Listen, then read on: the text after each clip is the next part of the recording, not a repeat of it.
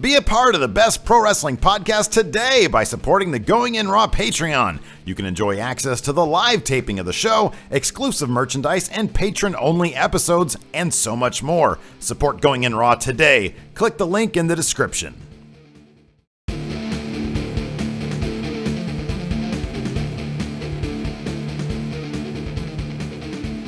Hey, friend, Steve here. And Larson. And welcome back to Going In Raw, the only pro wrestling podcast you need to be listening to, available here at youtube.com/Steven Larson. Also on the iTunes, on Stitcher Radio, on Podbean, on Google Play, and on the SoundCloud at soundcloud.com/Steven Larson. Soon to be available on the Vessel. If you have a Vessel subscription, will be available on a Vessel. The Vessel. I think it's like ad-free there or some shit like that. I don't know how that works. I don't really pay attention to the emails they send me. We're also available on the Patreon at patreon.com/Steven Larson. Right now we've got 25 people watching us, involved in the live stream of Going In Raw. You guys can interact with us in between our little camera breaks. We do a bonus episode every week. I forgot to put up the bonus episode last week. I might still do that. I might do that later on. So yeah, I got to get on my game. People. Anyways, part of that Patreon, Larson, at the ridiculous amount of $50 a month. Yeah, where'd you put the... It's on my lap. Oh, okay. We finally got these. We got these T-shirts in, and they look like $1 million. I'm gonna debut it right here. Look at that guy. Look at that. It's good. Looks good. I'm just gonna do this the entire show today to support that cause. Is that okay? Okay. No, I was probably not gonna do that. Anyways, you like that shirt? It's a good looking shirt, right? It's kind of a faded black, almost like a really dark navy blue. No, it's not as black. No, I know it's black, but it's like this shirt's black. But Yeah. this is a deeper black than this black think is. so? Yeah. A little bit. Yeah. Anyways, I like these shirts. These ones, people have been asking us. Like once I showed the box, I had a couple of questions, and people said, "Are you gonna sell those straight up?" And the question is no. But if people like the design enough, because I really like that design. I might sell a variation on this, but that doesn't have the prestigious 50. There's like a little star right here with like a 50 in it. So that's how people know. Well, then you can change up the color scheme or something too. Exactly, yeah. Make it different. People know this is the exclusive for the people pitching in a ridiculous amount of money every month. So that's good. We'll do that, and then I'll do that. And then I'm working on getting. I want to get for sale to everybody who wants one. One with. Just our straight up logo that we've got going on right now. Good idea. People get that out there. No, you can't even see your laptop here. Look. Fuck it. Anyways, Larson, how you been? Tired. Oh, goodness. What a surprise. Oh, God. Yesterday you weren't tired. Yesterday you were fine. No, well, I had some coffee before coming over here. Following people have pledged money to our Patreon over the past week, Larson. Yes. Daniel Gannon, Leonardo Abrahante, Jeffrey Stopp, David Diaz, Michael Dodd, Robin Keogh, David H., Zoidberg Jesus, Liam Bolton, Bobby, Clyde Ewell, and Mark Vassy upped his pledge from $5 to $10. So he gets one of these fancy postcards right here. We're gonna get the second batch of those. Yeah, out we gotta do that. Pretty we quickly. got care packages to put together. I got some more work done in that comic book last night. Good. I'm 1.5 pages away from being done. Okay. And then it's gonna be sent off to the printers, and then care packages are gonna be on their way. We're gonna do that for all those $20 patrons out there. Yes, Craig Toulos, those are the new patrons. See, Craig Toulos can ask me a question here on the live stream. Anyways, Larson, enough of all this crap. It's been too long. We're going to talk about Raw now. Are you ready? Yeah. Raw! That's not the new sound effect. New sound effect is Raw! Because of, you say. Braun because Strowman. Of Braun Strowman. I prefer Tarzan. Raw! There's no wrestling basis for that reference. You don't think Tarzan was wrestling animals and whatnot? No professional wrestling. Anacondas? No professional gorillas? Wrestling. He wasn't a professional wrestler. Tarzan and tigers. Raw Cap, Larson. I was thoroughly entertained with the show last night. Were you? It was okay. I was thoroughly entertained. It was a step down from the previous week's effort. Okay, let's put things into perspective here for a second. Well, I mean, if you want to jump right in and get to this first segment, which was great because it was stacked with talent. Yeah. But just in terms like last week, there wasn't a whole lot of backstage segments. They gave the matches time, and the whole show seemed to organically evolve from beginning to end. Yeah. This felt more like typical Raw prior to the brand split in terms of how it was constructed. I kind of disagree with that. How many backstage segments were last night? A lot. No, there were not that many. 2, 3, 4. Well, hold on a second. 5. A mistake. 6. How many segments with Foley and Stephanie? Is that what you're counting right now? No, I'm counting everything that did not take place out in the ring. Okay, there were story things that took place not outside the ring because they showed the New Day backstage tending to Big E's dick and balls. That doesn't count. That's story related. I didn't count that as a backstage segment anyway. What were the backstage segments you're counting right now? Golden Truth playing Pokemon? That's one. There's 2 Stephanie and Mick Foley segments. There's only 2. That's good. That's down from like 10 every week. Darren Young, Titus Mills, a good one. That was story? That was still a backstage segment. That was story. The New Day drawing fruit. That was backstage. That was story. Yeah, but the Jericho interview is money. Yeah, it was good. I mean, like even before the backstage segments that weren't Stephanie related were all story involved too. No, but okay, no, I'm discounting anything authority related. That's what I'm discounting. Okay, but there were still backstage segments. And before there were far too many of those. I'm not even talking about who debuted. I'm just talking about how the show was constructed. Yeah. There was fewer in-ring interviews. I think there's only the one, if I remember correctly. Maybe 2. No, only the one with Evan Anderholm. Let's call him by his name. It was Corey Hollis. Corey Hollis. Yeah. I think that was the only in-ring interview, whereas last week there was 3 or 4. Yeah. That's what I'm talking about. Okay. I was tickled by last night's episode for many reasons. It obviously wasn't as exciting as that last week before. I'm not saying it was a bad But I don't think it was anything close to what we used to get. I really don't. It was like a good old Raw. Yeah, okay. I'll give you that. It was like a good old Raw. Let's see here. Let's just start at the beginning. Number one, I'll make this point. Watching that opening segment, this is what got me about it. It honestly felt like Raw was rubbing in SmackDown's face about how much talent they have. I get the feeling that creative is just giddy with who they get to play with. Yeah. Because Sasha Banks, the new women's champion, comes out to the ring. Okay, she starts talking about this is the new era for her. This is the new era of the boss. Charlotte comes down. Looks like $1 million in that thing, but that belt that robe of hers was so designed to frame the belt. It was like the dude's rug. It tied everything together. So she comes down. She starts running down Sasha. Then, interestingly enough, Chris Jericho comes down. Yeah. He starts defending Charlotte. Then Enzo comes down and starts hitting on Sasha, who is thoroughly flattered, and starts spitting her own game.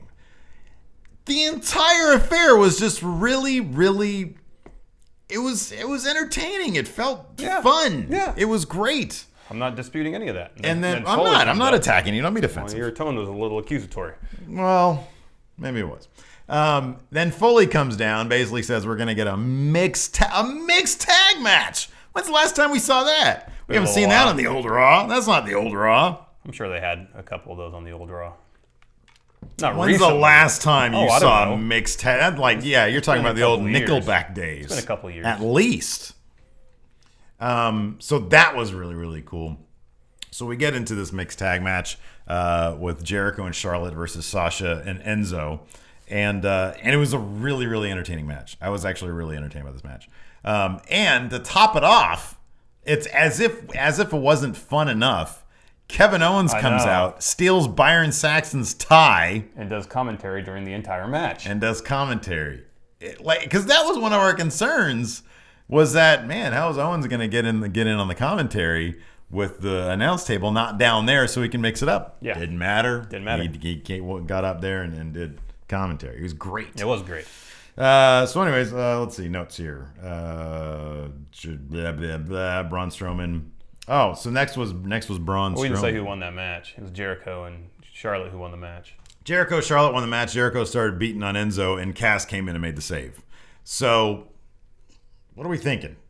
Cass versus Jericho at SummerSlam? Was it going to set something up? No, or I think this is for Raw? I think it's going to be on Raw next week. We're going to see Enzo and Cass against Jericho and Kevin Owens. Oh, that's right. And either this is going to, I kind of feel like this is going to set up a Kevin Owens Jericho program going to SummerSlam. Like really? Owens is going to, he came out later on Raw and saying, hey, Jericho, I got your back. Okay, let's talk about that very briefly. One of them eventually turns on the other. That was one of my favorite segments. Jericho's backstage with Tommy, which everybody on Twitter, at Real Going In Raw, for when I'm in live tweeting the Raw, everybody noticed, or everybody was pointing out, and I never really even thought about this, but apparently Tom Phillips is like super tall. Well, he's like 6 feet tall. Yeah. He's like a taller dude. And he always has to sit down for segments because he's apparently as tall as a bunch of the other talent. And so people notice, he's totally sitting on a stool. Because Jericho's probably, 5'11"? Because Jericho, I don't think, is that tall a guy. He's no more than 6 feet, I wouldn't think. Yeah, Owens strikes me as maybe 6'1". Yeah. Okay. So anyways, he's backstage with Jericho, and Jericho's talking about, Enzo and Cass, they're like this, stupid little dopey cartoon dogs, He's like, but I got somebody to watch my back. And Tom says, who? He's like, what? Who do you have to watch your back? Jericho obviously had nobody. Yeah. And so he makes up the name Marvin Luter something. Jim and Marvin Luter. Jim and Marvin Luter, yeah. Oh my God, that was great. Jim and what? Jim and Marvin Luter. But then the camera pans over. Owens is standing there. He said, I got your back, Jericho. If this sets up Owens versus Jericho at SummerSlam, that might be a show stealer. Yep. I still say Balor versus Seth Rollins is going to just tear it down. Who's going to put on a better match? Dean Ambrose versus Dolph Ziggler? No. It's probably that's going to be a good match. Yeah. But Dean Ambrose never going to. Dean Ambrose, when is he going to put on a 5-star match? Closest he got was with Triple H. Yeah. Even when Ambrose has Hell in the Cell, he's really not that great. They can't let him. I'm a Dean Ambrose fan. Yeah, but they don't let him do anything resembling. He's anything a CZW extreme. guy, isn't he? Yeah. Wasn't he in CZW? Yeah, he should be doing all sorts of extreme stuff. All sorts of extreme stuff. But they don't let him do that anymore. No, you can't do that. Can't do that anymore. PG era. I think that'd be exciting if that did set up an Enzo versus KO thing at SummerSlam. But then what happens? No, Jericho KO. I'm sorry, Jericho KO. But then what happens to Enzo and Cass? Yeah, I don't know. What do they do? I don't know. What are they up Or to? maybe it will be Enzo and Cass against Jericho and Owens, and then the split happens at SummerSlam. And then Jericho and Owens has a program after SummerSlam. That could be. So wait, was it confirmed for next week that we have Enzo and Cass versus? It wasn't. Okay. So that's just me speculating. Boy, that'd be weird if they have Jericho and Owens didn't have a singles match. But the roster's so stacked. I know. There's a lot to pack in there. So I guess maybe that's a KO and Sami Zayn had their battleground thing. Yeah. I think last night was evidence that they are done. Yeah, they're done. They're nothing was for the time being. They're done. They'll restart that feud at some juncture, but right now they're done. Yeah, I'm trying to think. What does Sami Zayn do from here on out? I mean, he was in the main event last night. Mm-hmm. I don't know. We'll get to that in a bit. Let's see here. So that should be a lot of fun, regardless of what happens. I love all those guys. Let's see here. Then we had Braun. Thank you. Versus, they named him Evan Anderholm, which is a really great. I'm surprised you didn't do research to see where that name came from. Hold on a second. All right. Tell him who Evan Anderholm apparently is. It was Haas. Corey Haas. Hollis. Corey Hollis of the famed Hollis and Skyler. Yes. From NXT. Sometimes they pop up in a jobber role on Maine somehow. I don't see an obvious nothing reference. I mean, there's people named Evan Anderholm, but I don't see like when I think it was the last time Skyler and Hollis were on Raw. They named him after some Phillies prospects. Yeah, some baseball prospects, but I didn't see anything. Anyways, this is another opportunity for them to get Braun over in a squash match. Evan Anderholm was a local enhancement talent, and they gave him another in-ring interview, which was great. And they said, and this might have been even better than the last one with James Ellsworth.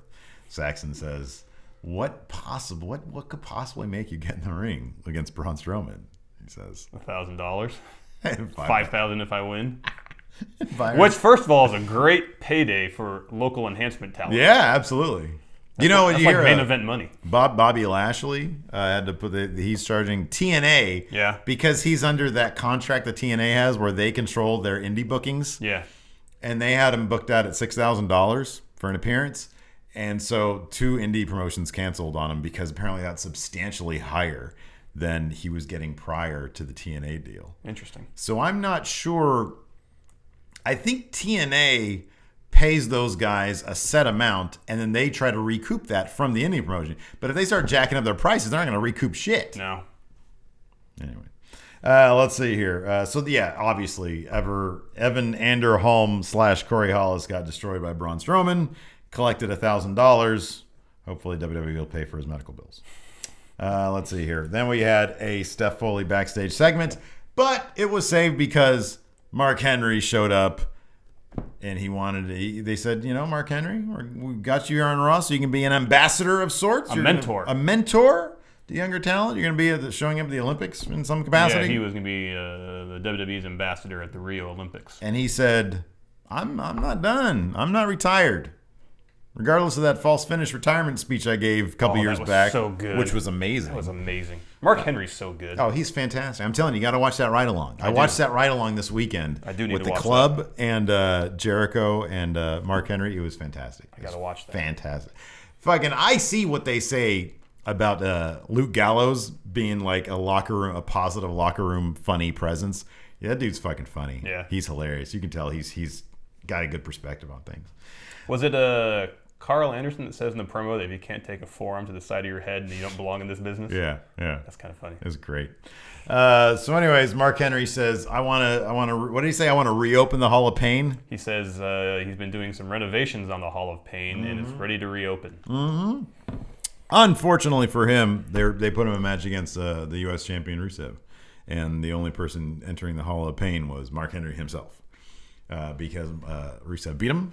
And because he tapped out to the Accolade. Correct. Yeah. Lana looked great, though. Because they played up the whole thing about them getting married. married. Just got married. They got married. That'll be on Total Divas this season, I'm sure. Mm-hmm. Along with Alberto Del Rio and Paige's deal. Whatever they got going on. Shower time with Alberto and Paige, maybe on Total Divas. Confirmed? No? Maybe? I don't know. You'll have to wait and see and watch. I'm not going to watch that shit. Let's see here. So Mark Henry, it was, it was funny. Everybody on my Twitter was like, man, I'd love to see him. He's not going to go over. Mark Henry's not going to win a match anytime soon. I would have loved to have seen it, and I would love to see a program with him and Rusev. But we found out what the actual program, which I thought was great. Rusev gets on the mic after he beat Mark Henry, and he starts running down American athletes in the Olympics. Said the Olympics were fixed, that the Olympic Committee is banning, I believe he singled out Russian and Bulgarian athletes, right? Mm-hmm, yeah. I think because I think the Russian track and field team has been banned from the Olympics. Is it because they keep on testing positive for stuff? That's not good. Everybody tests positive for things. They test these days, people. They test you. Yeah. You can't get away with that shit. They know. Brock. So he was saying, that unfairly precludes Russian and Bulgarian athletes from winning at the Olympics, thus giving the advantage to the American athletes. There's been all sorts of crazy info coming out on the lengths that the Russians went to back in the day. Oh, yeah. Dope up their guys. Fuck. It's like Rocky IV, man. It's like Rocky IV. What the hell? Anyways, Roman Reigns comes down. The new Knight Rider themed Roman Reigns with his vest. What's that? I'm just thinking about in light of Rusev's promo about the system being fixed to help Americans. Was Reigns really the right guy to send out, considering he's been pushed down people's throat for a year? Well, I think he is. He's like the guy, and also though all the stuff about the doping and stuff, he's the guy to come out because he's like, I've learned my lesson. I guess that's the way of looking at it, yeah. I don't know. They probably come on. You think they're freaking? Well, I mean, they thought enough in advance to put the red in his vest to tie in with the America theme. So is that what it was? I'm guessing there was no blue there. I just thought it was. Oh, he's done blue before. I just thought it was maybe. Yeah, I know, but I'm just saying it'd have to be in coordination. It'd have to be in coordination. Oh, you want the full red, white, and blue? Well, I'm just saying if they put the red on there to symbolize America, that's not really America. It has to be at least some blue in there. Some red, blue, you can even leave the white out. I'm just saying red, blue would make a little more sense. I was just trying to think of some rational explanation why they suddenly made the shift to red. I'm telling you, he got on TV. He doesn't have cable. He just has an antenna. And on, Decades, the channel they call Decades, 10-2 here in Sacramento, I think it is. He caught some old Knight Rider. He was like, man, why didn't I ever think about some red trim? Who's this David Hasselhoff guy? He's a stud. Why wasn't he ever in wrestling? Pretty sure that's not why. I know that's why. Confirmed.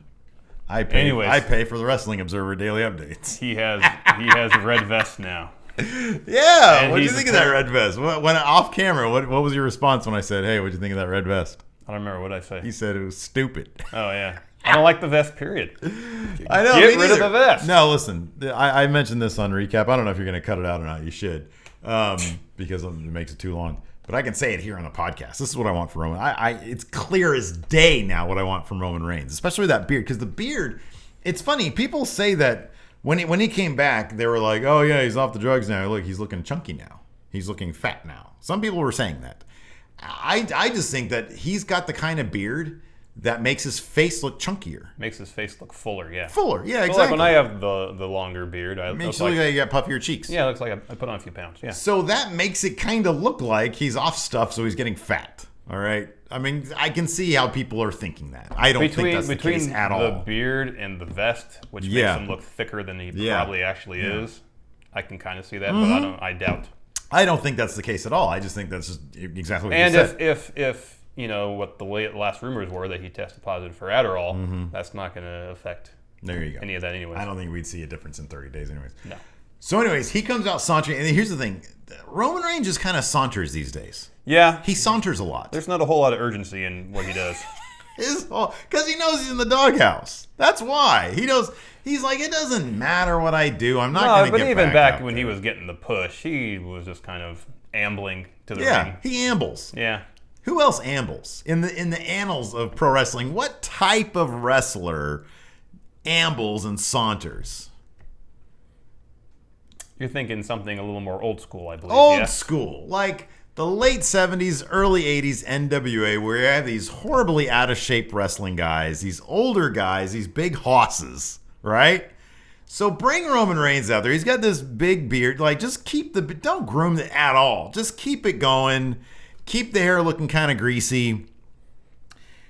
Have him wear some tight, like faded light. You know, the light blue jeans from like the early 80s. You know, that are just they fit too tight and they sort of sag at the butt. So if he bends over, you can see a bit of crack. Yeah.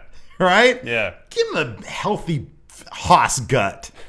That he can carry around with him without sacrificing too much of his mobility. Now, would he wrestle in those jeans, or would he just have tights? No, he'd wrestle in the jeans and like cowboy boots. Okay. Right? Some like real sick looking cowboy boots, but faded ones, right? Yeah. I want all of his gear to look like he got it from Harley Race's garage sale. That's what I want, right? So he comes down to the ring, he's got like a cowbell and like a chain or something? Or like a rope? It doesn't make much sense. I don't know. Like he's always prepared for like what were those matches called? Like the Texas. Oh, the bull rope match. The bull rope match. Like he's always ready for a bull rope match. All of Roman Reigns' matches are going to be bull rope matches. What you're describing is pretty much half the NWA roster in the late 70s, early 80s. But nobody now. Yeah. Nobody now. There might be a reason for that, though. How awesome would that be? Look at how over people were back then. They were making millions. Well, I don't know if they were making millions, Steve. Come on. Millions. The way they talk about those days, everybody was a millionaire. I don't think that's the case. I'm telling you, man. That'd be so fucking sick if Roman Reigns was rebranded as an NWA hoss. And about 10 other people might enjoy that. Number one, I love the word hoss. That's my favorite word. Watch, dude. In like a year, when our numbers on this channel are doubled, I'm gonna bust out like a wife beater every episode with like some sweat on it. I'm just be a hoss. Well, you have all these tank tops you don't wear on air. I know, exactly. You got to start wearing those. Anyways, we're off track. Yeah, we are. We got to talk about the golden truth. I love this feud though. This Rusev Roman Reigns. Oh yeah. Let's just talk about this for a second here though. I love this because number one, this is where I feel Roman Reigns should have kicked off his singles career.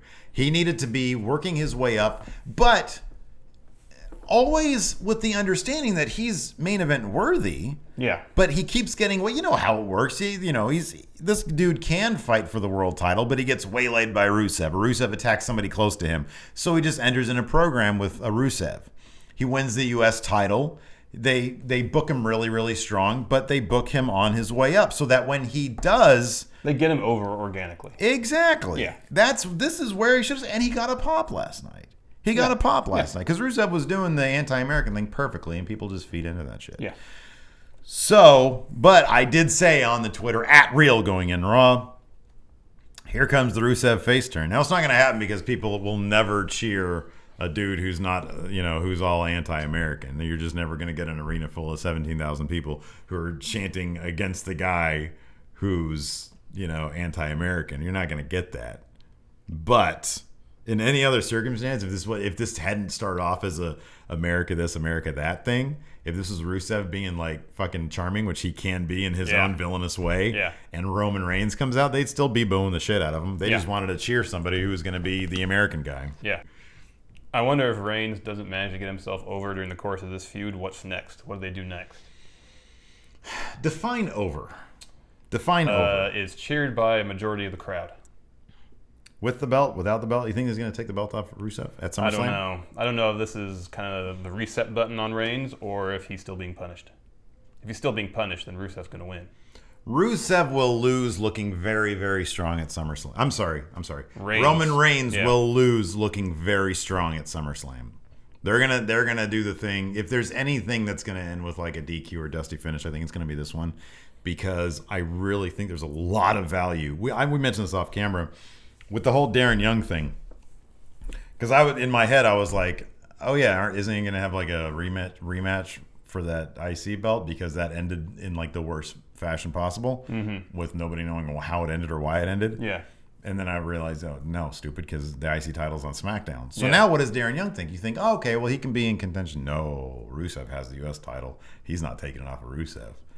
That's the power of a strong character holding any title. Because I don't believe that any of the lower mid-card guys can take that belt off Rusev. Yeah. And it's believable for Roman Reigns to be challenging for it. Oh, yeah. And that only elevates the belt. And you want to keep that belt strong, you keep it on Rusev. Now, you mentioned off camera, you thought maybe it'd be great if they gave Reigns the U.S. title and he reestablished the Open Challenge. Yeah, some version of the U.S. Open Challenge. Granted, I don't think he's quite the worker that John Cena was. So part of the appeal of the U.S. Open Challenge was that you were pretty much guaranteed a great match every Monday night. You know what would be interesting, dude? I don't know if he would be able to provide that same... If another way to get one way they could endeavor to get him over is to give him the spot that Cena kind of currently has. Have Roman just forget about the title, okay? And maybe not the U.S. title. Yeah, but the world title, yeah. But the world title, just forget about the main event scene for now. The Universal title. Whatever the fuck it is. Yeah, the Universal title. That's going to take some time to get used to. Yeah. Have him forget about that, but have him be the guy who, like you said, gives opportunities to younger guys. And he can still be the good-natured Roman. He doesn't have to be a heel Roman. He can be the good-natured Roman.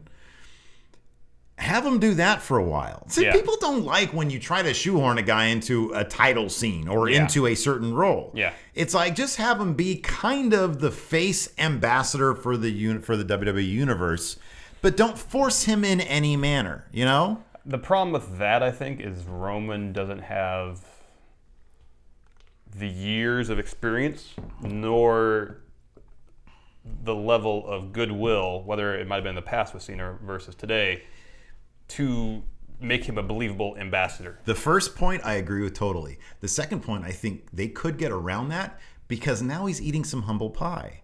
And the fact that they're not forcing him into a title scene, as we saw last night, I think will change perceptions of him. Oh, it will definitely. Really quickly, though. Yeah. And I think he can move into that kind of role quicker than you'd think. It's going to be a couple of years at least. Oh, I think they could do it. I think they could do it really quick. A couple of years, he's going to be the world champ, the universal champion. It legitimately. Yeah, we'll see about that. They're going to back up there. They will. Him and Sami Zayn are going to be vying to be the face of the company. That's what's going to happen. Let's see, what else here? Now we can talk about the Golden Truth. Yeah, so they're still playing Pokemon Go, and they lost to the Shining Stars because R-Truth is still playing Pokemon Go. Correct. Okay. Now let's talk about Finn Balor. Okay. Do you have anything to add about the Golden Truth? No, I mean, they're funny. They're funny. They're good. They're good. This match is the closest thing I would say that Raw came last night to being old Raw. Because there was a whole lot of non-consequential. In my mind, if this was going to be truly the new era Raw, the thing that we saw last week, that Pokemon Go thing would have stayed last week. I don't like carrying this shit out. If you want to get into a feud with the Shining Stars and the Golden Truth, that's totally fine. But I don't think this is going to be a feud. I think this was filler. This, to me, was just filler.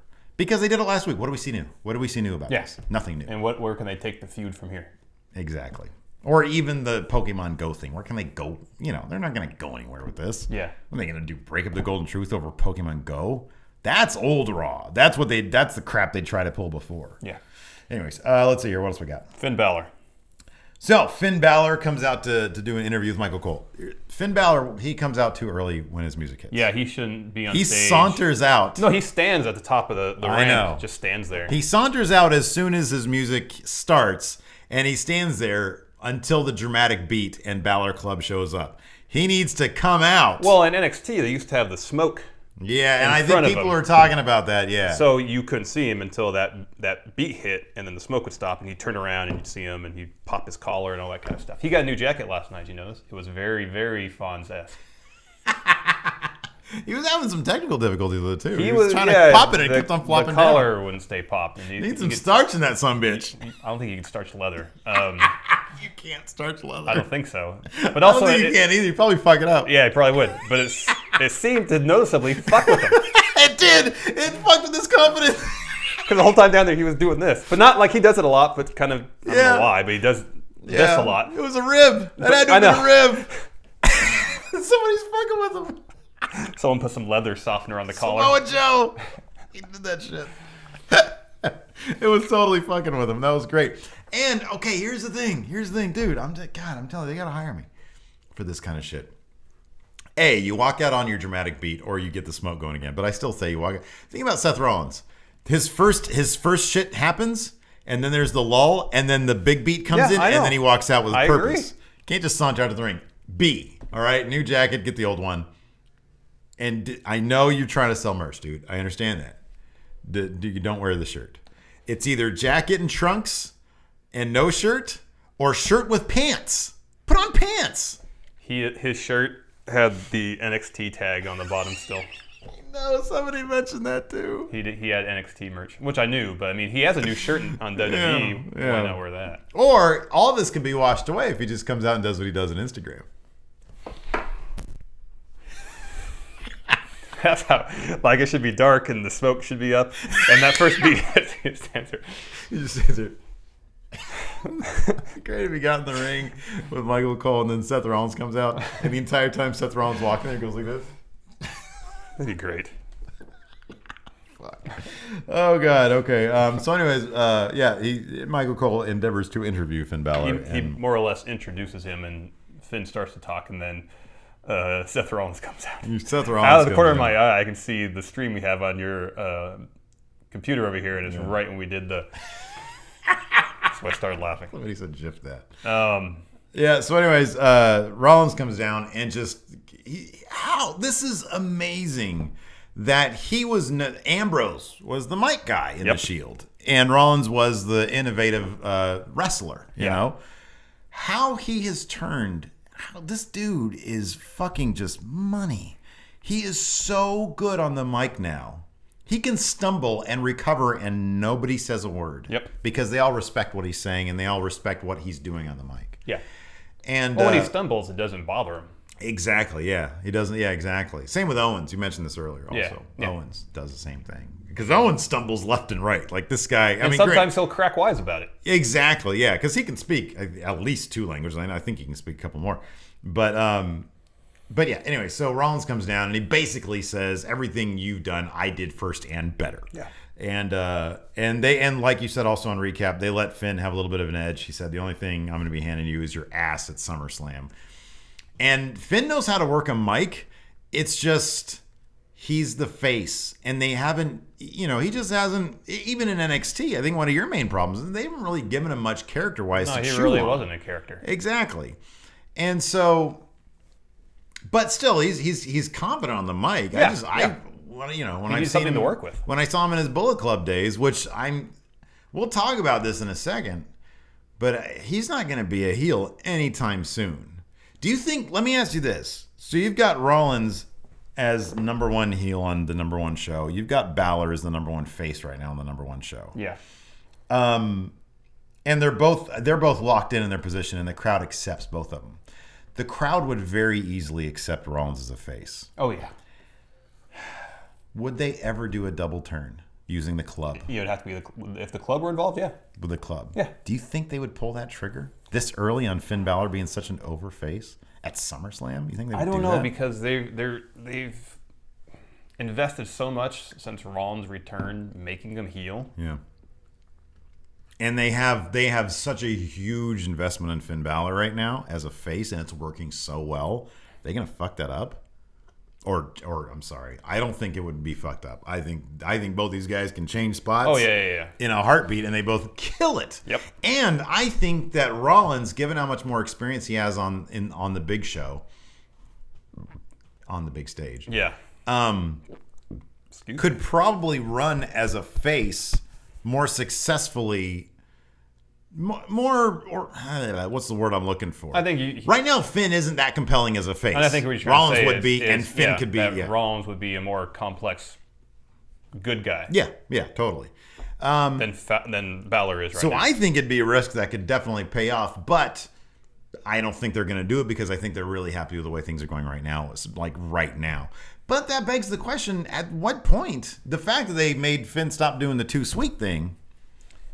Because it's what the club does. Yeah. Even though they do this weird thing where they go on, they don't do that. They do this. Yeah. That's weird. You want to try that? Because it's not real too sweet if you're not doing this. You want to do it No, on top? I'm not going to do it. Really? You're not going to do it at all? No. Because I might, well, like that. Like you think I'm going in this hole, but I'm going in this hole. No, I'm not going to do it.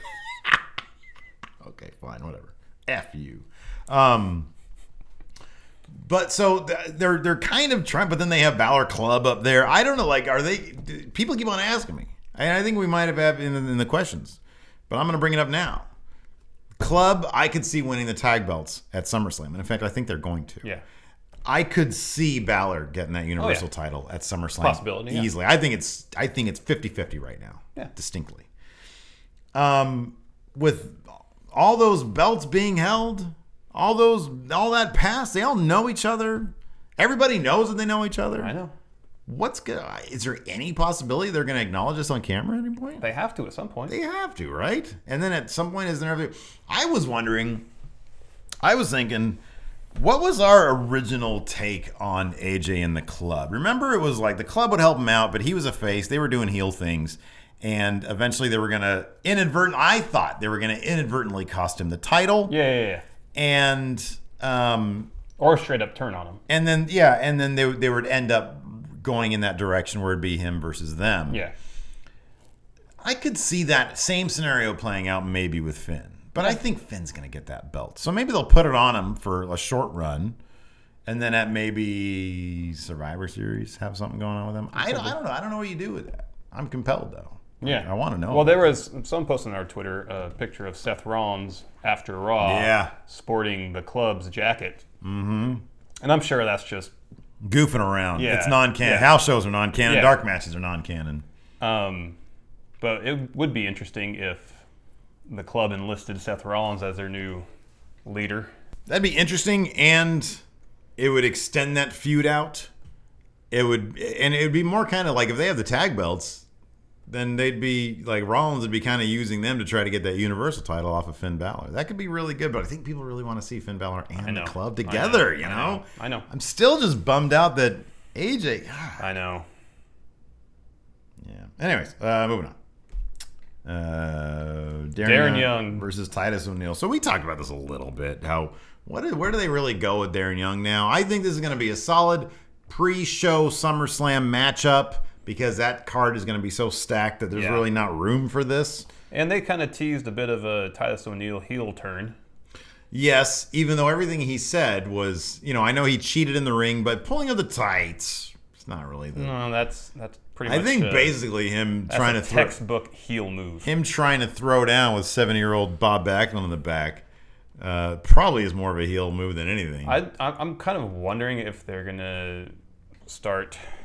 having Darren Young be great again? Well, because a couple weeks ago, the Raw after Battleground, who'd he beat up? He beat somebody up, and he was staring at his hands. Yeah, you remember that? Or was that at Battleground? He was staring at his hand as at Battleground. Okay, yeah. So apparently, because he was like, I can't remember where I read this, and I apologize for not citing my source. That's something Backlund used to do. Oh, was stare at his hands when he used to kind of lose it a little bit. Interesting. Okay. So maybe they're gonna slowly kind of push Darren Young towards that kind of more unhinged Bob Backlund. I would love that. That'd be great. That'd be fantastic. I like this. I like that number one Titus won, which means that this feud is going to be extended a little bit. And like I said, I think a pre-show slot at SummerSlam would be perfect for this and make me want to watch the pre-show. Yeah.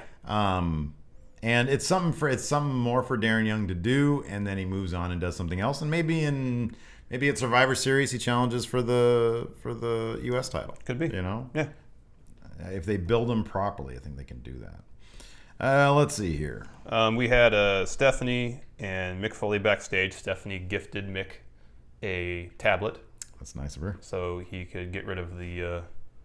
That's a bummer. I like the. Why is that word escaping us right now?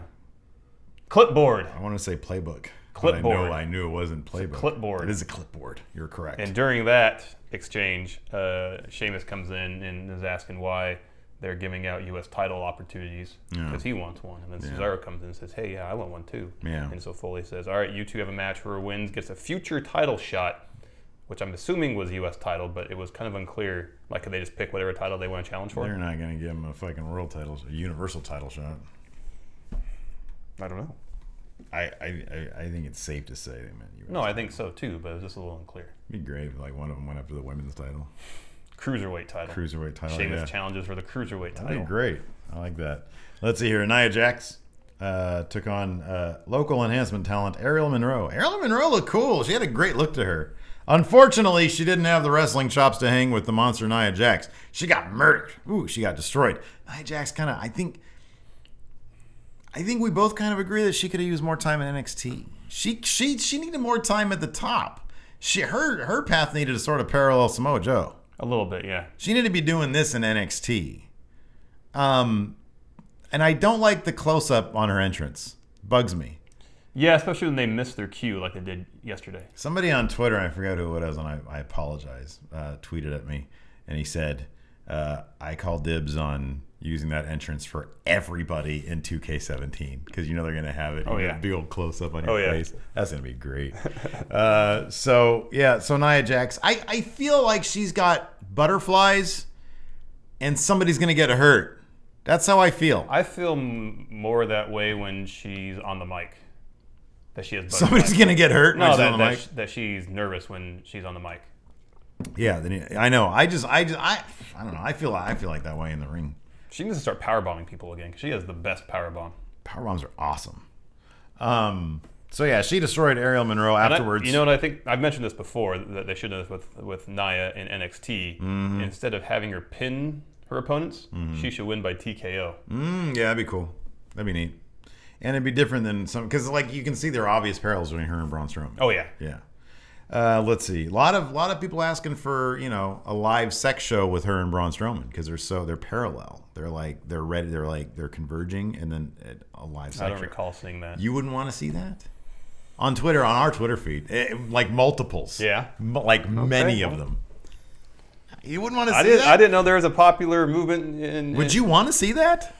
I don't know. Yeah, you would. I don't know. Sure, you would. Would you want to see that? Are you kidding me? Look at my face. Of course I do. Let's see here. Moving on. Yes, and then she gave a little interview saying, they said, how does it feel to be, dominating in this fashion? She said, ask her how it feels. And they didn't. Anyways, let's see here. Then Sami Zayn had an interview because he had a main event match against Seth Rollins. That's like a pay-per-view level match right there. Yeah. My goodness gracious. All this talent they got on Raw. They put on a really good match. They put on a really good match, too. Anyway, Sami Zayn gave sort of a stock answer. Nothing really great about what he said. He's going to be huge one day, though. Oh, yeah. Let's see here. New Day backstage did this gimmick with the fruit. Yeah. Where they made a banana and two oranges look like dick and balls. Yeah. Yeah. But their joviality was short-lived because they took on the club with Xavier Woods banished to the backstage. Yes. They beat the club. However, the club just wanted to make a point. They just started destroying the shit out of the entire New Day after the match. And they completely destroyed Big E's dick and balls. Yeah, they put his legs around a ring post. Right. Pulled with great force. Yes. Annihilating his dick and balls. Smashing his man bits. Yeah. Dick and balls. So yeah, that I see. I don't know, man. If the club keeps on destroying the New Day like this, I could see the club. Man, I don't know though. The club's gonna win the tag belts. I think they probably will. Man. I think so. I think so. It's gonna look good on them too. You notice Carl Anderson's on one of his knee pads, it still says #BC. Of course it does. He doesn't give a fuck. Unless they're alluding to something. Alluding to what? What are they going to do? Balor Club. Balor Club? You think so? Tell you, on Raw, Balor Club. Okay, what are the odds? SmackDown, Styles Club. What are the odds that, let's go the other way, what are the odds that the club can turn face? I mean, that can happen. That could. I think that what's more likely? They turn face or Balor turns heel? Balor turns heel. You think that's more likely, really? That's because at this juncture, the club has been heel during their entire run so far. They just annihilated the New Day. Yeah. They kind of have to be heel. Probably, huh? I don't know. Especially if the club gets involved in the match at SummerSlam, the Universal title match. I mean, that's more of a heel tactic than a face one. I think they are both. The club and Balor are so entrenched in face and heel, it's going to be impossible for them to get on the same page anytime soon. I just don't see it happening. I think people would buy a face Balor more than they would, a heel Balor more than they would a I would. face club. I would love to think that. I don't know that the crowd would. I think the majority of the crowd who are into Balor probably have some knowledge of what he did with those guys in the Bullet Club. God, he would kill it as a heel, dude. God, he would kill it as a heel. I wish they'd let him do this shit. I wish they'd let him do that again. He was doing that on house shows, NXT house shows. I know. God damn it. Grow some balls, WWE. It's just a gun sign in a country that has a massive gun problem. Let's see here. Moving on. Cesaro versus Sheamus. Cesaro won. He has a future title shot. He has a future title shot. This was my highlight of the night. I loved this so much. I loved it so much. So we got word earlier in the day that Jinder Mahal was going to be at least backstage at Raw. Yes. He shows up with Heath Slater. Two-man band. The two-man band. Heath Slater's very excited. He says, we're the hottest free agent in wrestling right now. Mick Foley comes out and says, look, our roster is deep. It is stacked. Yeah, he used that word, stacked. We only have one spot available. And it can go to one of you, whoever wins the match that you'll have right now. And then, of course, Heath Slater protests, saying, no, I'm not going to fight my friend, my brother. Mm-hmm. And while he's saying that, what does Jinder Mahal do? He's back there getting the ref, setting the match up. They ring the bell, and he annihilates Heath Slater with a huge kick to the face. Jinder Mahal looks like $1 million, dude. That face of his has heel written all over it. He could be so much money if they book him correctly. And I don't know what that is. I haven't even thought of like a creative thing for him. I don't know. We'll have to think about that. We'll have to think about it. I think I'll put it this way. I think he could be a more convincing Alberto Del Rio than Alberto Del Rio. Remember when Alberto Del Rio came in as the Mexican aristocrat, like the rich guy who looks down on people? If they did the same thing with Jinder Mahal. I want to say they might have tried that when he first came in, but they just didn't do a very good job. But I don't know. I think they could do that. I'm trying to remember if they did. Looks like a rich guy. He looks rich. But I don't want him doing it in like a cartoony fashion. Yeah. I want him to be a real threat. Have him win matches. Yes. I don't remember what his mic's got. I don't remember much about him. I just remember he always looked sad when he was in the three-man band. Yeah, I know. You know? But they all kind of did. They all looked very sad. Anyways. Except for Heath Slater. Yeah. Let's see here. The Jericho interview backstage was just fantastic. Yeah, we talked about that. Did we talk about that? Did we talk about the Luther? Yeah, we talked about it a little bit. I can't remember if it was on a recap or this. No, I think we did it here. Very good. Okay. About Jim and Marvin Luther. Jim and Marvin Luther, yeah. Let's see. Sami Zayn versus Rollins. Good match. Good match. Rollins went over cleanly with a pedigree.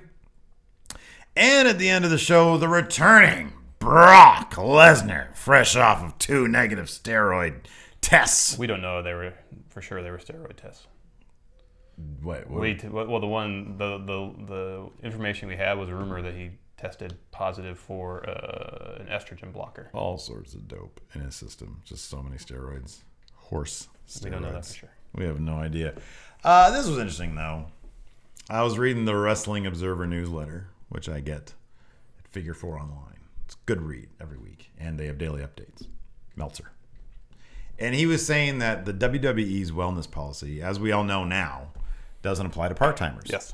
And he said that from what he understands, their wellness policy isn't meant to be a gotcha type thing.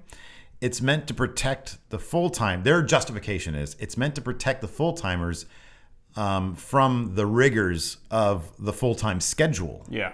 It's to keep them because of the travel schedule and that and all the stuff they do. No, that's kind of what I suspected it was for. And that makes some amount of sense because if you test Brock Lesnar when he comes back, you're not going to see him for another 6 months. And then you got to test him again. You might not see him for another 6 months. And I get how that makes some amount of sense.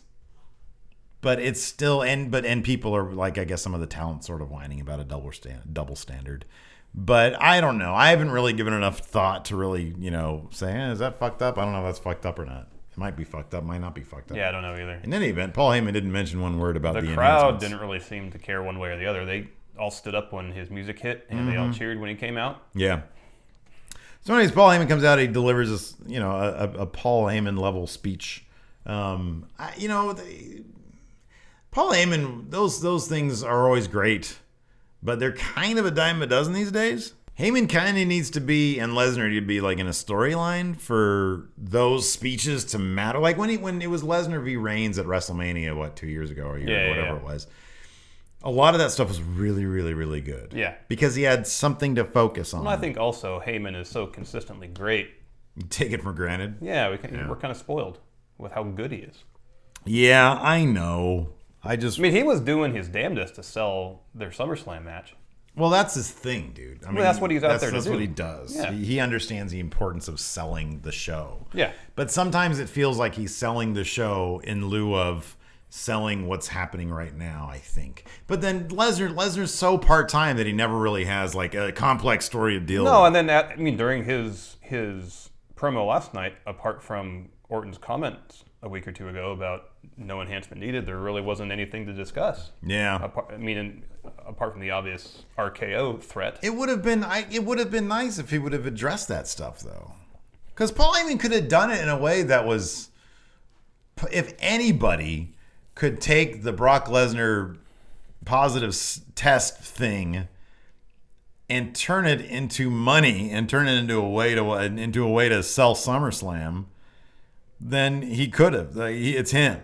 But maybe having even his on-TV advocate allude to Brock actually doing that, maybe that could have put Brock's potential appeal for the suspension in jeopardy. I think you're exactly right. I think you're exactly right. For him to be using it in an entertainment fashion, you're right, is probably completely unacceptable. I'm just saying that I need some more. I need something else. Well, maybe you're right. Maybe I'm just taking them for granted. That could be entirely possible. Anyways, the TV direction was I thought really, really well done to set up an RKO out of nowhere, which is what happened. Randy Orton came out of nowhere, delivered a massive RKO to Brock Lesnar. Who kind of sold it. He got up from it after not that long. Yeah. So it didn't seem like the kind of devastating move that they've been selling it as, But he was on the ground for a good 30 seconds. If they wanted to get a bigger pop from Orton, they should have had him punt Lesnar in the head. Like Lesnar or Orton could be a face, and he still punts Lesnar in the head, and he's the only guy he'll punt. You know what I mean? He wouldn't have punt the Miz. It was a punt out of necessity as opposed to taking advantage of a situation. This is the final level boss. This is the final boss. Yeah. You can give him a punt to the head and really make a statement. I wouldn't be surprised if they tease that at SummerSlam. I think you're right. They're probably just going to tease it though. And then Brock will pick him up and F5 him and win the match. That could. Okay, let's talk about that. We talked about this on recap, but we can recap that here. Yeah, we'll recap. We'll recap. What are the odds that Randy Orton wins against Brock Lesnar? When the match was announced, 0. That was my thought. Okay. When Brock's positive test hit the news, I think that bumped it to 5 or 10. After Randy's return and his promos, I bumped it to about 25. And after last night, I'm saying 30. And if for nothing else, they're investing me in this match with how well they're handling things so far. Because right now, as we said many times, when Randy's motivated, when he's invested in his story, he can do really good work. I think the fact that he's motivated indicates to me that they might have told him, yeah, you're going to win this match. Here's my thing, and again, we're going to recap, and I feel silly saying this again, but I'm going to. I think, and you can give your counter argument, I think that it does more good for the company to have Orton win at SummerSlam because Orton's going to be on SmackDown in perpetuity for a while in a full-time capacity. Well, at least for a year. For at least a year, whatever. And it makes perfect sense for him then to be the guy who slayed Brock Lesnar and have Dean Ambrose take on Randy Orton and beat Randy Orton. Because you have to get that stink of Dean Ambrose's horrible loss to Brock Lesnar at WrestleMania, unless they just think that people have short memories. I don't know. But I think it gives a hell of a lot of ammunition for Randy Orton to come out and say, I beat the guy who beat you at WrestleMania. Yeah. So what makes you think you can even stand a chance against me? That's my thinking on it. And I think that Lesnar, whenever he comes back, he's always going to be Brock Lesnar, the guy who beat the streak, and that beats everything. That alone. In my mind, I don't think it's ever been confirmed or anything that they had Lesnar beat the streak, so that when Reigns beat him at WrestleMania the following year, I could see that. Reigns beat the guy that beat the streak. Yeah. To elevate Reigns to that next level. Mm-hmm. And I always kind of feel like they're waiting to give that rub to somebody else to take them to that next level. Mm-hmm. Orton, there really is no next level. He's already been to that next level several times. And I don't think him beating Lesnar is going to catapult him into a new era of Randy Orton. Mm-hmm. I think it'll be, if he were to win, it'd be great while kind of like the short aftermath. Mm-hmm. But unless they put him in something right away that's motivates him to the same extent, mm-hmm. then he's going to get bored, and the whatever momentum he picked up in that will just fizzle. Here's the thing. Whereas imagine if Kevin Owens beats Brock Lesnar. Kevin Owens would be talking about that for 5 years. Yeah, no, I know, but I think that he can still do that at the Rumble, It's just or Mania next year. It's just not going to mean as much, I don't think. Because Brock Lesnar has laid waste to the WWE for the last 2 years. So Orton loses to Lesnar. He shows up on SmackDown and says, "Hey Dean, we're both losers. Let's fight for the belt. We both lost to Lesnar. Let's fight for the belt." Me, I don't think a Dean Orton program is going to be in the cards right after SummerSlam either. Who's Dean going to face after SummerSlam? Could be AJ. Yeah, it could be AJ. Not the way they're bugging him though. I'm going to take a pin to fucking Dolph Ziggler. Anyways, it was a really effective segment last night. It was the first time somebody crossed over brands. Yeah. And I thought that was a really effective way. That was a really effective use of the crossover. Yeah. Because you don't want to. We thought that after Battleground it was going to be willy-nilly leading up to SummerSlam and then after SummerSlam, but no, they split those up. So this is a big deal, Yeah. In the second week of the brand split. Anyways. Should we answer some questions? That was Ross. We're going to answer some questions. Ronan Leonard, did Raw set the bar too high for themselves last week, as this week felt like it was worse than last week's SmackDown? Oh, God, are you kidding? No, it didn't. Like, say what you will about last night's Raw. It was a continuation of the first week. It might not have been as, like, oh, my God, dazzling. But, no, it was not worse than last week's SmackDown. No. Last week's SmackDown set a new low bar for pro wrestling. It wasn't like it was bad. 1999 WCW Thunder bad. It was on that level. No. I think 80% of SmackDown's troubles are presentation. If they get those worked out. 80% of their problems is the fact that we rebook SmackDown to a much, much more effective degree. SmackDown would be a more palpable show if they fix the presentation problems. Yeah, they fix their booking problems. Philip Thompson, do you think that it would help house show attendance if a title changed hands like NXT did, and would WWE allow that? Interesting question.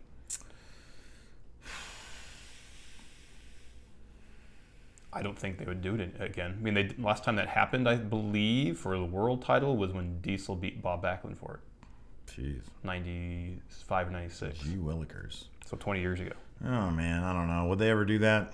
No, because I think they see title changes as, by and large, money opportunities, and they're going to save that. I think that house show attendance for NXT probably matters more to the NXT pie than house show attendance matters to the WWE pie. I don't know. I would speculate that's the case. Could be. I don't know. Platinum Patriot, what are your thoughts on the Brian Kendrick's CWC performance and his redemption story? I liked his match. It was pretty stiff. That dude he fought. What was his name again? Raul? Raul Mendoza. I think that's his name. He had some cool spots. I actually kind of wish that they would have put that guy over because he had some really cool spots. Yeah. Fallon Borden. Who would you sign from the CWC? Kota Ibushi. Oh, for sure. He's already been signed, too. Yeah. Would you sign Zack Sabre Jr.? I don't know. The one match I saw, I wasn't that blown away. Me neither. I feel like I'm missing out. It's no secret. It's one match. I'm not like the most up on indie wrestling these days, as much as I'd love to be. And everybody raves about him. That one match that I saw in the CWC, I was like, okay, I'm missing something here. I got to check out some other match because this wasn't the one that is selling me on the guy. I mean, there's a lot of good talent. Cedric Alexander's really good. Rich Swann. He's already in NXT though. Oh yeah, I believe. No, he is. You're right. Hasn't Cedric Alexander been in the NXT? Swear to God, I thought I saw him. Who else? Those two for sure. Yeah. Wow. MJ The Verge. Were you guys hoping to see James Ellsworth on Raw against Braun Strowman as much as I was? No. I don't want to see him get hurt. We need new enhancement talent every week. Every town. Namikaze Minato. Do you guys think the European title will be brought back? No. I hope it's not, man. I love that's how they should do it. Like the US title it should be really strong, but not reserved for the main event guys, obviously. Yeah. And all those guys below the US title, like Cesaro, like Sheamus, like Darren Young, they should all be trying to climb Mount Rusev. Yeah. Machka. Bland Yoshi. How long until Balor goes full demon for Raw? My guess is WrestleMania. Too popular not to use it on main at least once. We'll find out at SummerSlam if he... It's SummerSlam or bust, I think, right? Pretty much. Think so? Unless they literally just say it was WrestleMania. Yeah, that could be. I hope he doesn't do it. Yeah, me neither. I love the jacket. I love the Fonzie look. It's so. But make sure get some. Oh, he needs jacket from week 1, or at least get something in the collar so it stays popped up. Starch it. We'll just starch the leather. Starch the leather. I don't think you can starch the leather. You have to put something in it so it stays up. Starch. Shauna, can't wait to hear you guys talk about how Rollins is carrying the Rollins-Balor feud since Rollins dominated that promo. Again, I just think it's because, well, number one, he's been around longer, and I think his chops are... Here's what I think they need to do with Balor. And he's the heel. Balor needs to have a match every week on Raw between now and SummerSlam. Mm-hmm. So if they're not giving him much to work with in terms of character, give him matches so he can impress people with his in-ring ability. That's what they need to do. Yeah. I want to see him get a little crazy with Rollins though. If they don't do that, I want to see him get a little crazy with Rollins. You know? A King 2343. Do you guys think Rusev will get a Universal title shot in the next 12 months? I don't know about 12 months, but the next 2 years, yes. I agree with that. Tyrell, can you please discuss how terrible Sami Zayn is as a worker? He got buckle bombed and he immediately explodes to take over. Sami Zayn's a good worker. I think he's a great worker. He's a very good worker. He sells like a motherfucker. I mean, this might be one anomaly right here. Yeah. But shit, I'm a huge Sami Zayn mark. Stroke of luck was a mixed tag match at the start of Raw, WWE's way of starting to separate Enzo and Cass into more singles matches. If not, separate them, test the waters a little bit. Yeah, I think so, and I'm happy they tested that with Enzo last night. I think that. Let me ask this: could Enzo ever go heel? Could he ever be an actual heel? All his insults would get him over. Too clever. I know. I don't think he can ever be heel. I don't think so either. Iceman. Did it seem like WWE messed with the sound levels, or did people change their opinion on Reigns? I would hesitate to say that they mess with the sound levels. Yeah, I don't know. My thing is this. The only time people have really... I could be completely wrong about this. But usually when they talk about messing with the sound levels, it's a SmackDown thing when it was taped. Yeah. And they would... there were times when Reigns came out where they would obviously lower the audience volume. On live TV? Yeah. Okay, all right. Yeah, that's happened before. I don't know. Everybody, because I had people running in and out of the living room. My main thing was on Twitter. Everybody was saying, "Oh my God, he got a real pop. He got a real pop." Well, I mean, they could raise and lower the audience sound levels, but they can't like raise cheers and lower lowers boos. the boos. Yeah. So if there was cheers, those were real cheers. Unless they piped in cheers, which I suspect that there were cheers. Yeah. He's eating some humble pie right now, and people want to root for a guy who's eating humble pie. Ryan Paul, what if WWE made the IC title the title the women fight for, have Becky demand Shane for a title, and made Maurice defend? Oh, I see what he's saying there. Have Becky they make the IC title a second women's title. Oh. But then... Oh, I kind of dig that. Yeah. I think that'd be interesting. That would be interesting. Why not? Okay. Why not? Frosty Gambino, do you think the Attitude Era and Ruthless Aggression Era focused on the quality of the wrestling matches as they do today? The Ruthless Aggression Era, I think, definitely did. Because you had guys like Benoit, Guerrero putting on these 5-star matches every week. I think sometimes during the Attitude Era they focused too much on salaciousness. Yeah, and shock value. And story more so than the quality of wrestling. Yeah. Howard Blaylock. Oh, he has ringside tickets to SmackDown tonight. Nice. Can we tell him why Roman and Rollins are going to be wrestling tonight? Must be the dark match. Yeah, that's got to be the dark match. Because they're trying to put butts in seats. Cena and AJ came out of the end in the dark match at Raw last week. Cannon Grant. After Strowman is finished with a steady diet of squash, who do you think the WWE will view as a formidable opponent? That's a really good question. You can check out Cannon Grant's Raw rants and all sorts of great content on his YouTube channel. Yes. I think it's That Cannon Guy. That's his Twitter handle. So YouTube.com/that. Where does he go from there? Where does he go? Well, it depends if they want to try to impress the audience post-jobber phase with him manhandling someone of his own size. Mm-hmm. So if that's the case... Big Show. Yeah. Whoa! That was the first name that came to my mind. I think you're probably right about that. Luke Walker. How will the Royal Rumble work? Will the winner pick which world title to go for, or be forced to go for their brand? Before they got their choice. Mm-hmm. So. Will the winner pick which world title? I would. Yeah, I don't know. That's a good question. You know what? I'll say this. I suspect they don't even know yet. Yeah. I suspect they haven't even figured it out yet. They'll just make that decision Royal Rumble weekend. It always cracks me up, dude, when we find out that pay-per-view results are determined like the day of the pay-per-view, and it's like we've done predictions on shit that hasn't even been determined yet. I know. So weird. Ryan Danahy. Thoughts on what happening with Heath Slater? I like it thus far. Him on the mic is fantastic, but what's the end game? He's like a cockroach, man. He's just going to keep on doing the weird Heath Slater comedy shit that he does. I can't stand him. Really? I don't like Heath Slater. I loved him last night. I loved him on SmackDown. Shoot, interviewing. It's great. It's awesome. You want him to sign his resume? I want him to sign my resume, Shane. J. Pablo Hinosa. His question. You mentioned that you disapprove of how petty the WWE is when giving out punishments to their superstars. What will your punishment policy be, especially with the Roman, Cesaro, and Brock cases? Well, we don't think their punishment necessarily across the board is petty. Is when they dole out punishment for things that seem fairly arbitrary. Yeah. Like draft position. Yeah, or like Wyatt tweeting Matt Hardy. I mean, if rumors are true, he's getting punished for that somehow, even though like Matt Hardy's on Jericho's podcast. Here's my thing. Honestly, it's not even. I mean, yes, I agree. I agree to a degree with that. I do feel that the punishment itself, in terms of Cesaro wanted to go to SmackDown, now we're going to put him on Raw. We're going to drop him down to the number 22 spot. Why? I know. You put all this money into Cesaro. You know he's a good performer. If you originally had him slated in your game plan should be, how do we maximize all these talents to make money for the company? I know. Oh, Bray did something. Let's separate him from the family.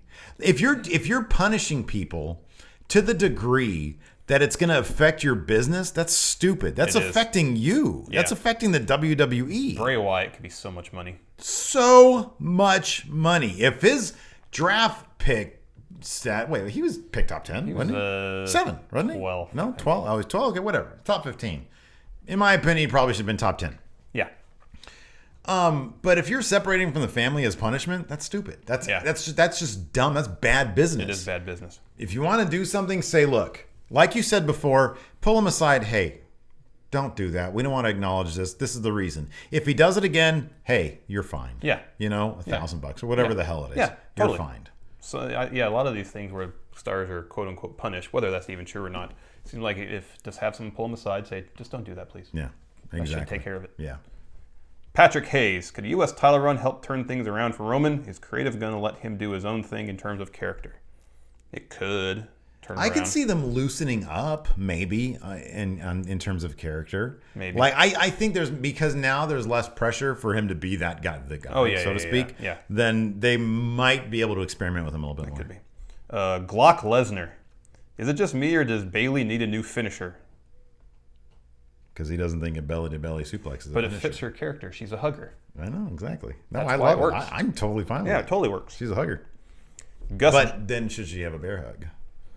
She's not a big hoss, so bear hug doesn't work. No. Gus George. Reigns to the club. Thoughts? Turning heel after SummerSlam? Nobody to the club except for Balor or AJ Styles. I don't want anybody in the club who isn't related to New Japan in some way. Shinsuke Nakamura is my one exception of a guy who was never in the club in New Japan, but I would love to see in the club. Okay. HBK.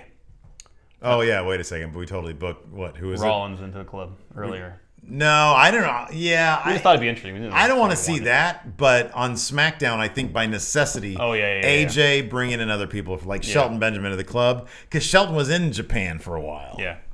HBK, why don't we see any good storylines now? I think we see good storylines.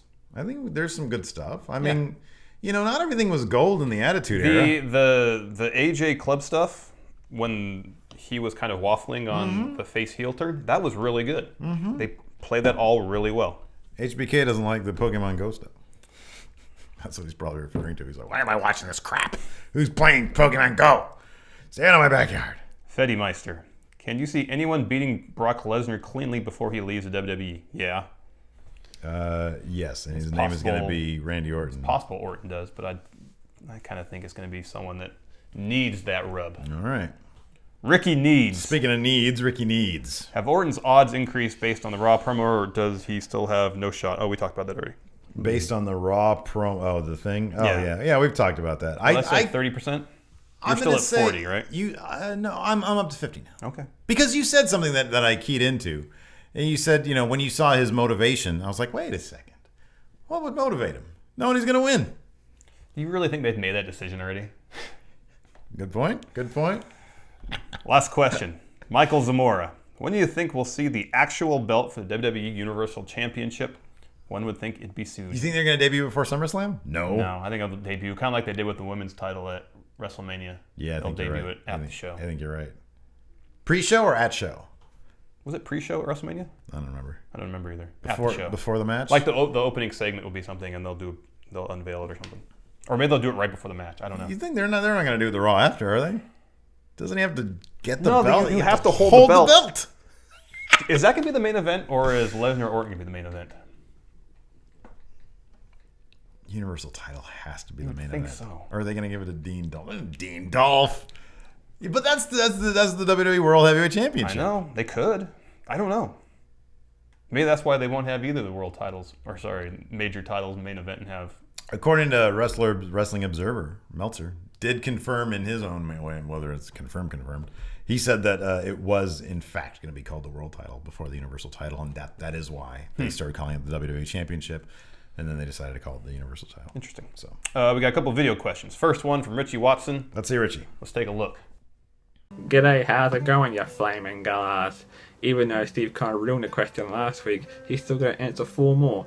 Look at this jabroni. He can't even count. He's holding up 3. 4 more. So who are your top 5 favorite female wrestlers of all time? Mine are AJ Lee, Lita, Paige, Satana Garrett, and leader of Team Freaking Kick, Evie. Look her up, guys. She's awesome. Look her up if you don't know who she is. Look her up. Do it. Do it. Do it.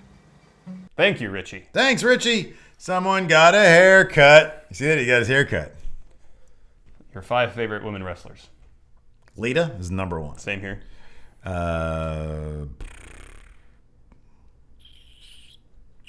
Oh, God. Okay. I mean, geez. Who to choose from now? That's my problem. I'd put Sasha. I'm going to say Lita. I'm going to say Sasha. I'm going to say Paige. And I'm going to say the Fabulous Moolah. Oh, and Medusa. Okay. That's my 5. I'll put Bailey in there. Okay. And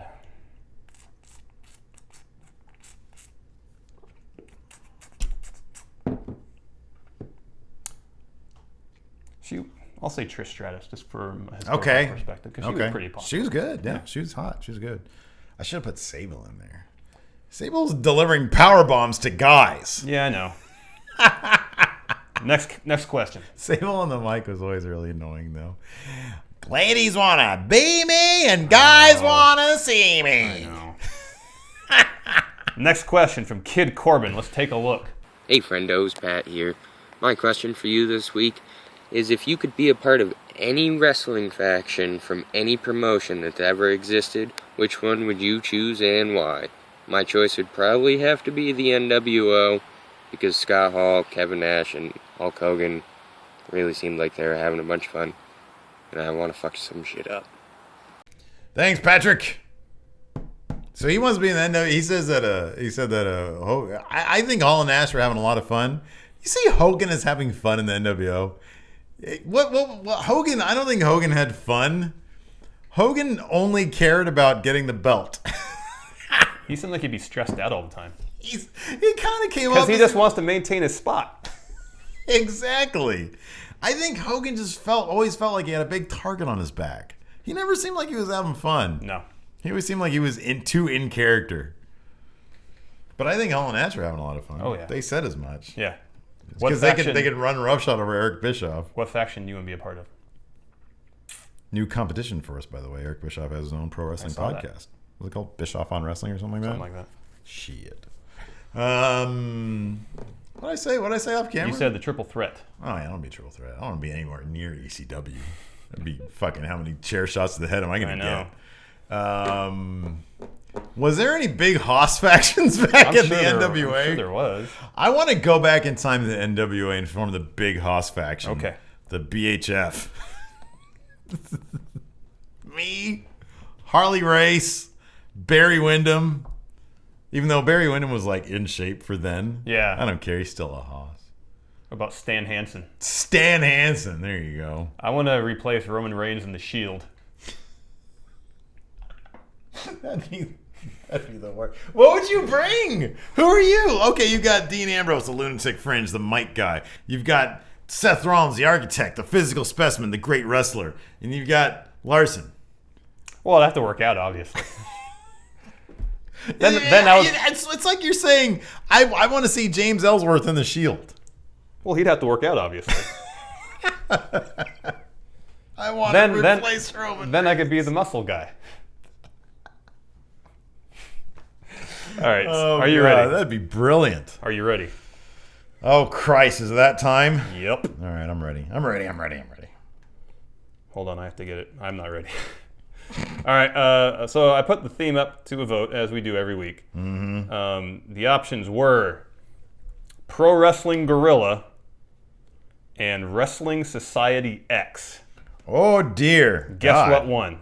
I'm going to say PWG. Correct. Okay. I was really hoping Wrestling Society X won. Because Man, Big Jim went to PWG this past weekend, and I was texting him. He was like, I'm in line for PWG right now.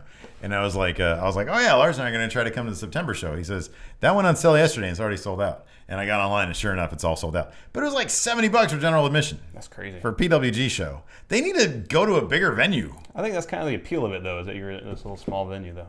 They can still have an intimate atmosphere with more seats. I don't know. All right, are you ready? Mm-hmm. So this is Pro Wrestling Guerrilla. Okay. Oh, God. First. All right. Bradley Wolf. Real. Fake. Bummer.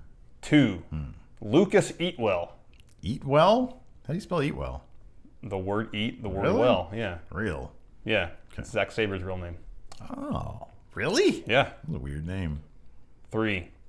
Joey Gates. Joey Gates. Fake. Yeah. Okay. 4. Vortex. Oh, that's too good of a name. Real. Yeah. Okay. 5. Plasma. I think you just took that from Vortex. Fake. Real. Really? Mm-hmm. Interesting. 6. Okay. Logan Claw. Fake. Yeah. Okay. 7. Dante Fox. That's a good name, but Logan Fox? Logan Claw? Was the last one, yeah. What is this one? Dante Fox. Dante Fox. Fake. Real. Okay. I think this is 8. Okay. Yeah. Chris Button. Chris Button. Fake. Yeah. Okay. 9. Rad Pitt. Rad Pitt? That's real. It's fake. That's fake? Yeah. Good job. That was good. Rad Pitt? Are you kidding me? 10. Adam Enger. Adam Enger. That's lame, but I'll say it's real. Yeah, it is. Okay. 11. Okay. Eddie Maelstrom. God, that's really awkward. But I'll say real. Fake. Okay. I was really happy with that one. Yeah, I don't like it. I like Rad Pitt better. Yeah, that's Are you good kidding too. me? That's your crowning achievement. Last one. Uh-huh. Scoot Tatum. Scoot Tatum. I'll say that is Scoot Tatum.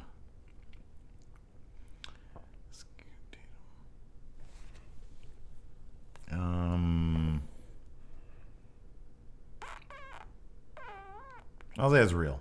Yeah. Okay. So we got 7. I got 7. 2 questions. Okay. Who was the first PWG champion? Scott lost. Frankie Kazarian. Oh, fuck. Really? The future.